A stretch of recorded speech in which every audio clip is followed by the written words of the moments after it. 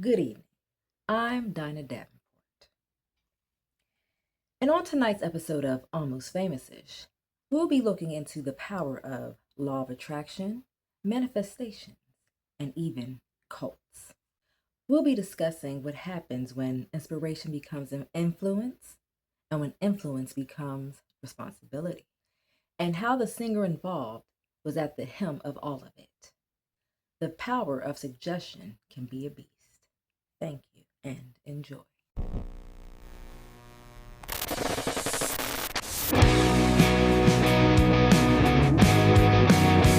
Before we begin, this story and everything in it is completely fictional. The people, the artists, songs, books, retreats, lawsuits, headlines, and events discussed in this episode were all created for storytelling purposes. None of this is real. This episode includes fictional themes involving spiritual manipulation, cult-like behavior, legal controversy, and self-harm related subject matter. Nothing in this video should be interpreted as spiritual advice, mental health advice, or a recommendation to follow any belief system presented in the story. It is a fictional documentary, a very serious-looking one, but still fictional. Now that we're clear, let's begin. So much inside of us. It's time to let it go. Just be.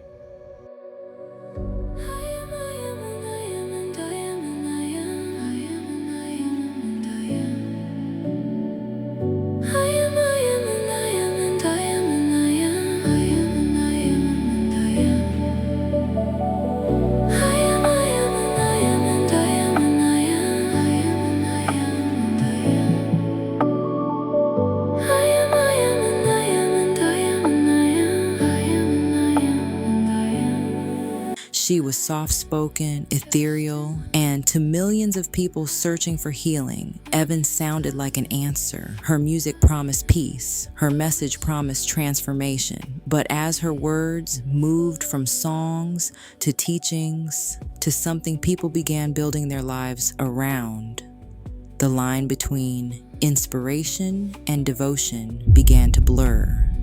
And that's when it became dangerous. This is the story of Evyn. Long before the accusations, before the retreats, before the lawsuits, before television hosts began calling her the blonde prophet, Evyn Lindholm was simply a strange little girl growing up in northern Sweden, born February 9th, 1980 in the town of Östersund. Evyn spent much of her childhood immersed in fantasy, spirituality, and what family members would later describe as alternative ways of understanding the world. Her aunt, Ingrid, was a local psychic who conducted readings for neighbors out of a small room attached to her home. Whether anyone actually believed those readings depended entirely on who you asked, but young Evyn was fascinated by them. By age 12, she was already keeping dream journals, manifestation notebooks, astrology charts, lists of symbols she believed appeared repeatedly throughout her life. While other children collected posters of singers and actors, Evyn collected books about intuition. Friends later described her as quiet, beautiful, and unusually intense. One former classmate recalled, "Most girls wanted to be famous. Evyn wanted to understand why famous people became famous." Music eventually became her obsession. Throughout her teenage years, she performed in local cafes, festivals, and small regional venues. The problem was, nobody seemed particularly interested. For nearly a decade, Evyn remained trapped in the same frustrating cycle. Record demos, send demos, get rejected, repeat. By her mid-20s, she was beginning to wonder if her dream simply wasn't going to happen. Then, something changed. Around 2005, a wave of self-help literature swept through Europe and North America. Books discussing manifestation, visualization, positive thinking, abundance, and the law of attraction suddenly became impossible to avoid.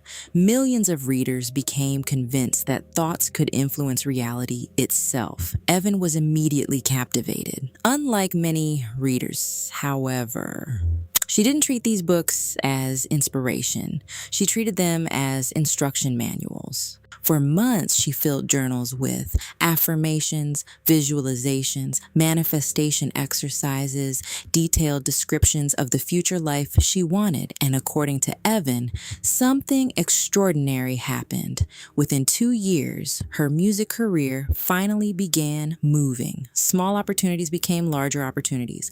Larger opportunities became industry meetings.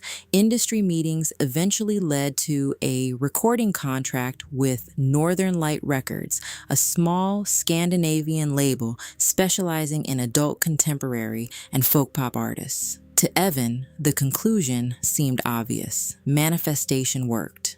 Then she discovered a book that would change everything. The book was called Empty Thou You, written by controversial metaphysical author Richard Foley Buchanan. Even within manifestation circles, Buchanan was considered unusual. While most law of attraction teachers encourage people to focus on what they wanted, Buchanan focused on what needed to disappear. His central belief was simple. The self is the final obstacle. Critics called the book disturbing. Supporters called it profound. Many readers never finished it. Evyn became obsessed. Years later, she would describe the book as the most important thing I'd ever read. She began blending Buchanan's ideas with her own manifestation beliefs, and eventually, those ideas became a song. In 2007, Evyn released I Am, and the record was unlike anything else on the charts.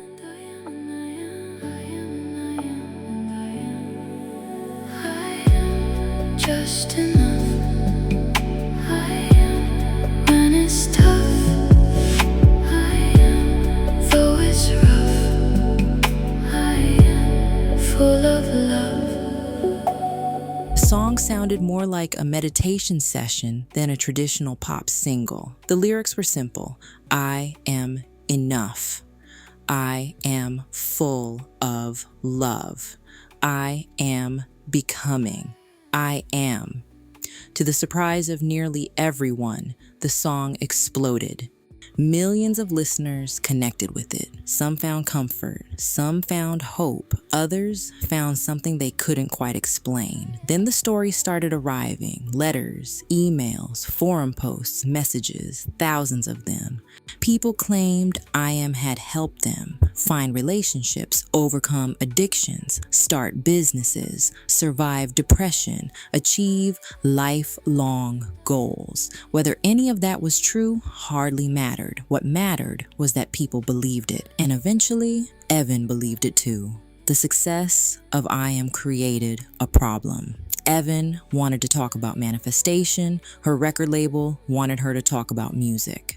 Executives repeatedly encouraged her to focus on touring, interviews, television appearances, and recording a follow-up album. But Evyn had become increasingly fascinated by something else entirely: the messages. Every day, more arrived. People credited I Am with promotions, marriages, business success, financial breakthroughs, unexpected opportunities. Some stories sounded believable, others sounded impossible. Either way, Evyn read all of them, and as the testimonials accumulated, so did her conviction and belief in the metaphysical. By 2008, a new platform had begun changing celebrity culture forever: YouTube. For the first time, public figures could communicate directly with audiences without journalists, labels, or television producers standing in the middle. Evyn immediately embraced it. What began as simple videos discussing creativity, confidence, manifestation, and positive thinking quickly evolved into something much larger.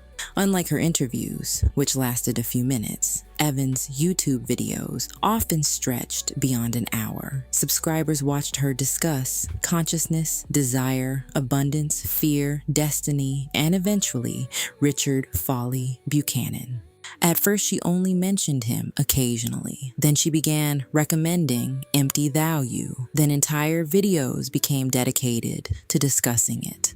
Many fans were introduced to Buchanan's work through Evyn, and many found his ideas unsettling. While traditional manifestation teachers encouraged people to focus on their dreams, Buchanan argued that desire itself could become a prison. The obstacle wasn't the world, the obstacle was the self. Evyn found the concept revolutionary.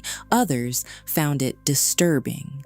Still, her audience continued growing. Hundreds of thousands of subscribers eventually became millions. Some came for the music, others stayed for the message. As Evyn's influence expanded, she began hosting retreats in Sweden. Originally, they were marketed as wellness experiences focused on meditation, reflection, visualization, and manifestation techniques.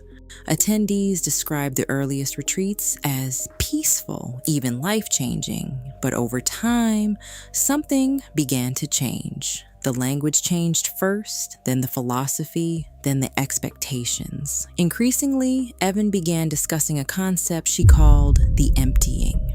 According to Evyn, many people failed to achieve the lives they wanted because they were too attached to who they already believed themselves to be. She encouraged followers to ask difficult questions. What if your fears are you? What if your limitations are you?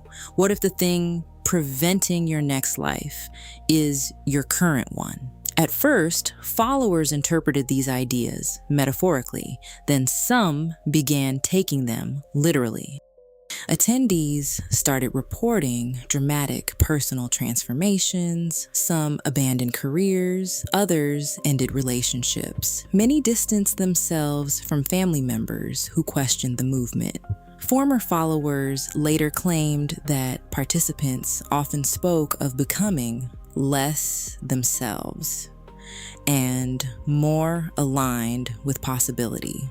Photographs from later retreats appeared increasingly strange to outside observers. Large groups stood silently in snowy fields. Circles of followers dressed in white gathered beneath candlelight. Hours passed without conversation. Many participants surrendered personal belongings before ceremonies began. Others adopted new names. Some stopped using names altogether. To supporters, these practices represented spiritual growth. To critics, they looked like warning signs. Then, one day, the upload stopped. No announcement, no explanation, nothing. Subscribers visited her channel expecting a new video. Instead, they discovered every upload had vanished. The entire channel had been deleted. Thousands of hours of content disappeared overnight. Fans were stunned. Critics were suspicious. Conspiracy theories exploded across the internet. What made the situation even stranger was Evyn's final upload, a video that quickly became infamous. In it, Evyn appeared seated before a window as snow fell outside. She spoke softly, calmly, almost hypnotically. Near the end of the video, she said, "Some journeys require departure. Some manifestations require surrender. And some selves must be emptied." The video ended. Less than 24 hours later, the channel was gone.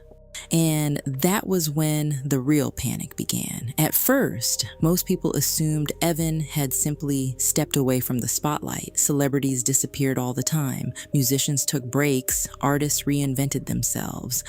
None of that was unusual. What was unusual was how many of Evyn's followers seemed to disappear with her.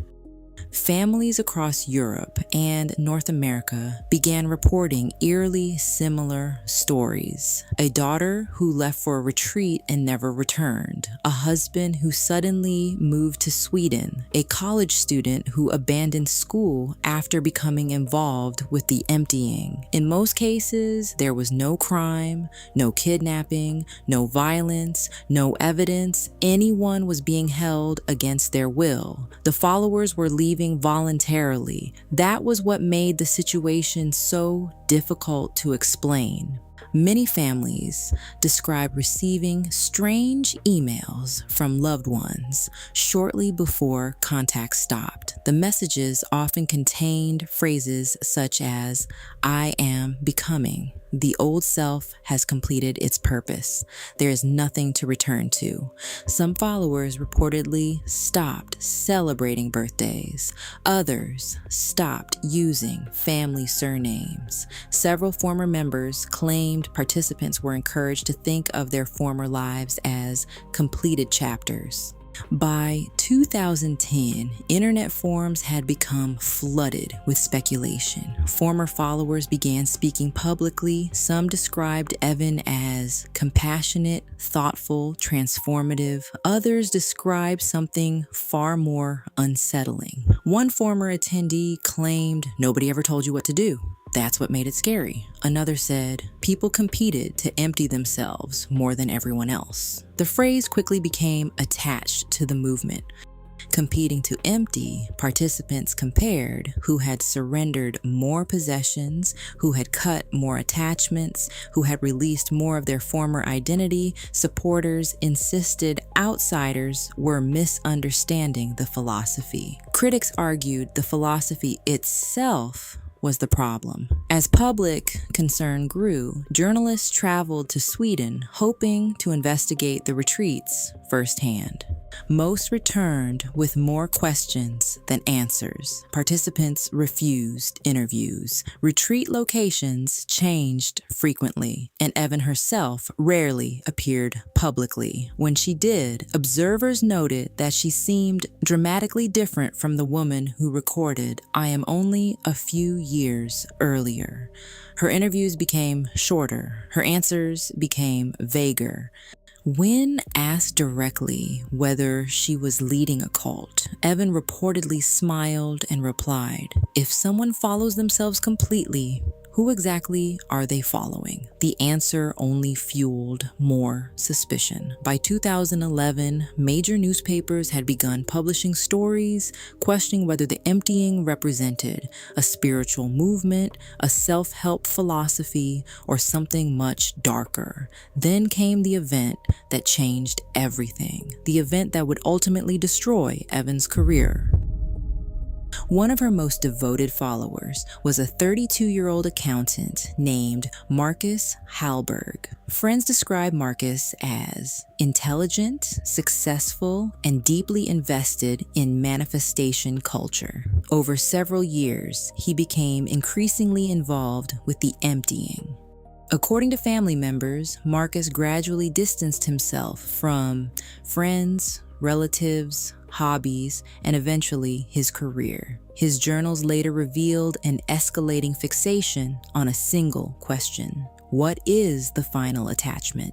Investigators would later discover hundreds of pages dedicated to Evyn's teachings, Richard Foley Buchanan's writings, and Marcus's own reflections about surrender. One entry reportedly read, "The final barrier cannot remain forever." Several weeks later, Marcus was found dead. The news exploded internationally. Almost immediately, attention turned toward Evyn. Had she encouraged this? Had the emptying gone too far? Or had one troubled individual misinterpreted a philosophy that was never intended to be taken literally? For the first time, authorities became involved. And for the first time, Evyn found herself facing something she had never successfully manifested before: public scrutiny. The death of Marcus Hallberg transformed what had been an internet controversy into a national story. Within days, news outlets across Europe began asking the same question. Had the emptying influenced his death? Supporters immediately argued no. Critics immediately argued yes. And somewhere in the middle sat Evyn. For years, she had spoken about surrender, release, identity, attachment, becoming. Now, every one of those words was being examined under a microscope. News programs replayed clips from her old YouTube videos. Retreat footage circulated online. Former followers appeared on television. Current followers defended her passionately. The debate quickly spread far beyond Sweden because by this point, the emptying had followers in Germany, Canada, the United Kingdom, Australia, and the United States. Some called it a movement, others called it a cult. The lawsuits began shortly afterward. Marcus's family filed a civil action alleging that Evyn's teachings had directly contributed to his deteriorating mental state. Several former retreat attendees joined the case. While none accused Evyn of physically harming anyone, they claimed her influence encouraged followers to detach from reality, relationships, and personal responsibility.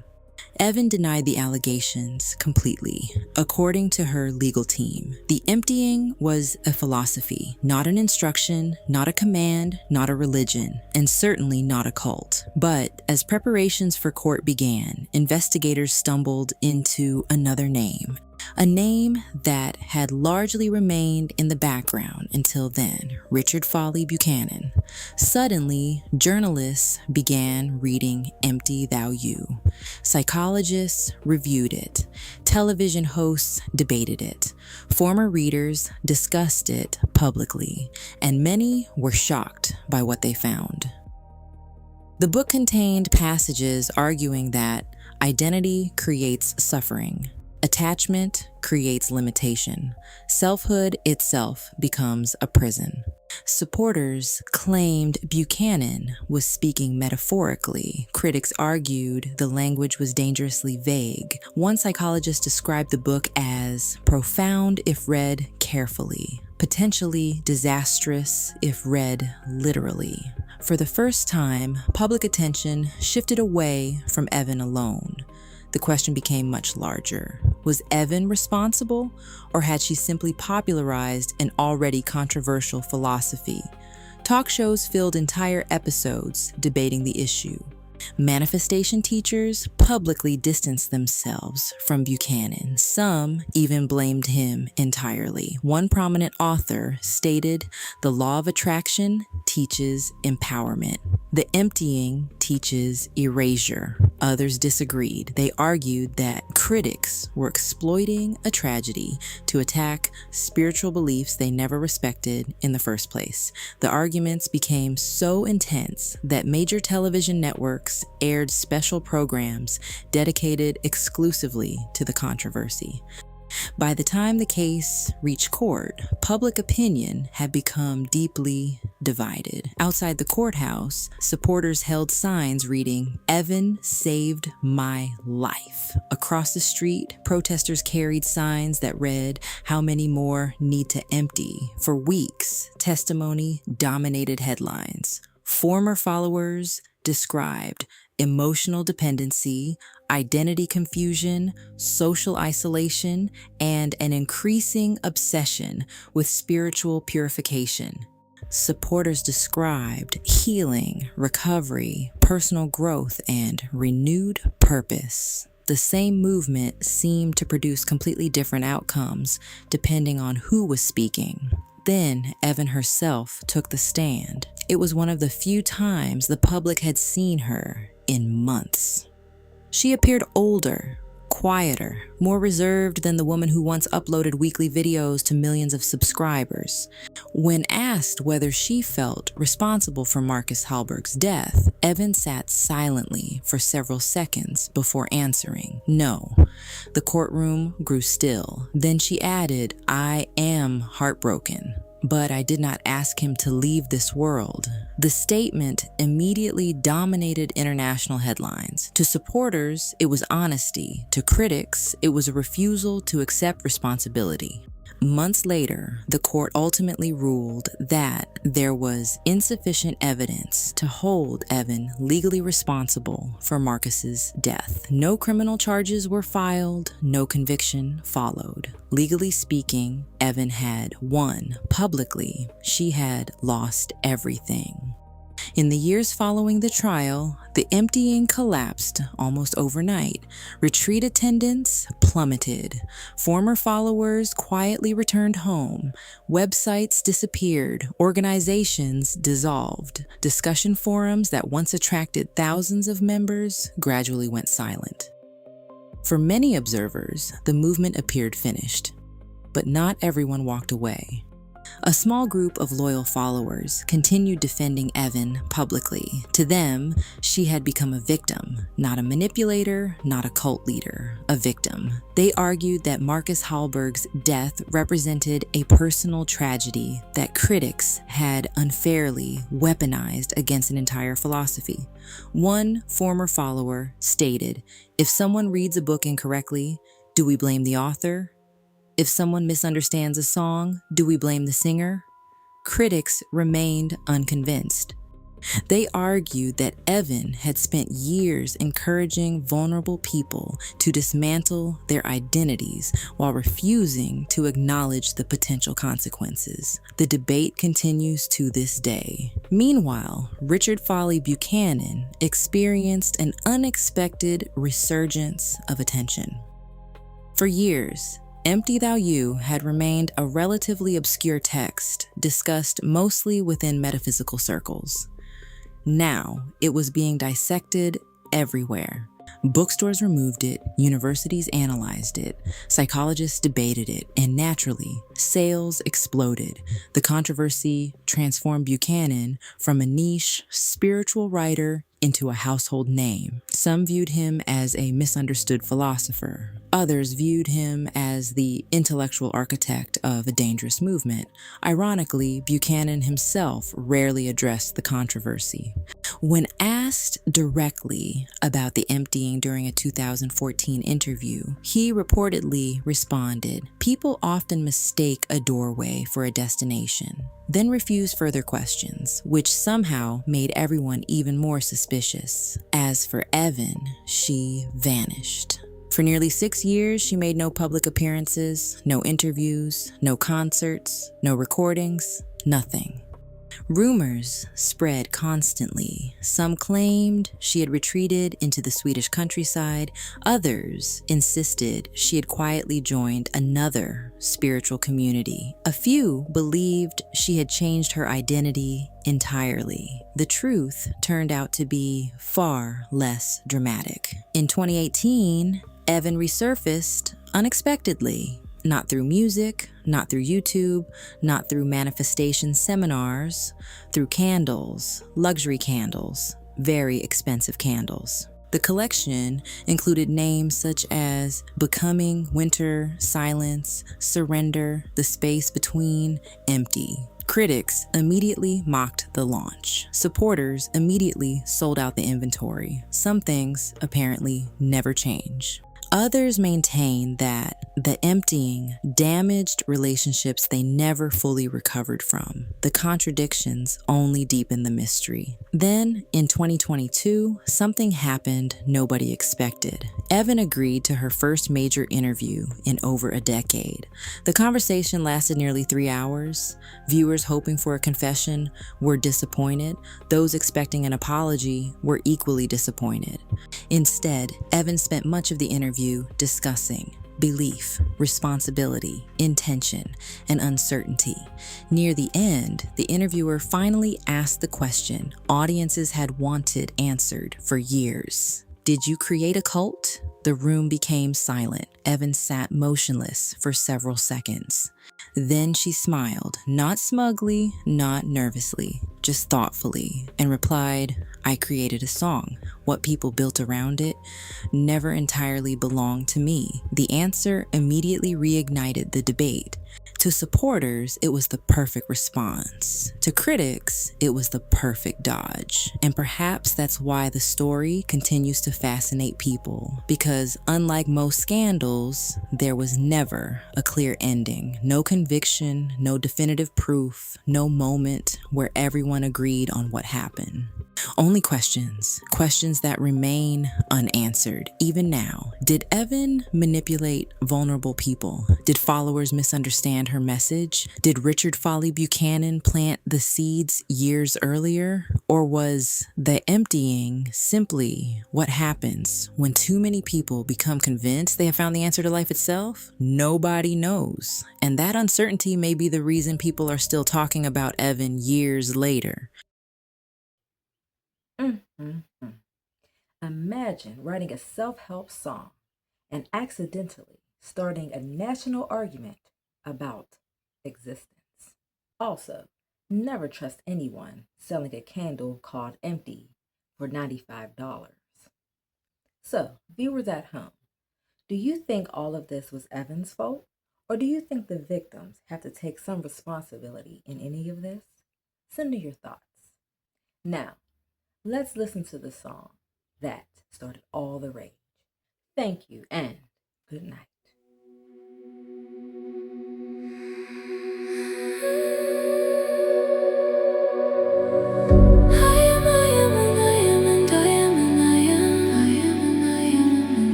Just enough.